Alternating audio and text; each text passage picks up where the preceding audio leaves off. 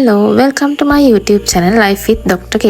ඉතින් අද අපි යමු පිඹුරුතෑ වැව වාන් දාන හැටි බලන්න. ඉතින් අපි ගියේ අම්පාර මහ ඔය ඉඳලා. එහෙම යනකොට Google Map එකේ මෙන්න මේ පෙන්නන මාදුරු ඔය වැව හරහා තියෙන පාරේ හැරෙන්න එපා. එහෙම හැරෙන්නේ නැතුව අරල්ගම්විල මාදුරු ඔය පාරේ යනකොට Google Map එකේ පෙන්නන පාරෙන් හැරෙන්නේ නැතුව ඉස්සරහා තියෙන Y junction එකෙන් හැරෙන්න.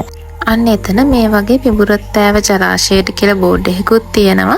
අන්න ඒ පාරේ කෙලින්ම යන්න ඕන. ඊපස්සේ ඔයාලගේ කාපට් පාර ඉවර වෙන තැන සර්කිට් බ්ලැන්කෝ එක ළඟ වම් පැත්තේ තියෙන පාර දිගේ කෙලින්ම යන්න ඕනේ. මේ පාර නම් ටිකක් හරි නැහැ වලවල් පිරිලා. ඒ නාට ඔයාලට එතනට වෙනකම් වාහනෙන් යන්න පුළුවන්. වැව අයිනේ තියෙන මේ පාර දිගේ කෙලින්ම ගියාම ඔයාට වාන්දොරටු ළඟටම යන්න පුළුවන්. එතන කාර් පාක් එකක් තියෙනවා. ඔයාලට කාර් උනත් පාක් කරන්න පුළුවන්. ඉතින් මේ පිඹුරුත්තෑව ජලාශයේ විශේෂත්වය තමයි වැහි කාලයට මේ වතුර වාන් දානකොට තියෙන සුන්දරත්වය.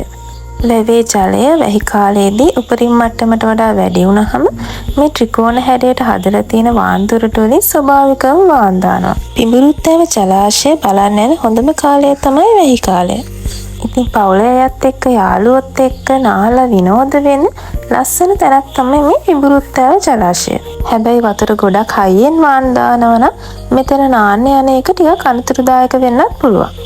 වාන්දොරටු වලින් වතුර වැටෙන හැටි වගේම මේ අවටත් තියෙන පුදුම ලස්සනක්. ඉතින් මේ ලස්සන බලන්න විනෝද වෙන්න ඔයාලත් එන්න පිඹුරුත්තෑව ජලාශයට.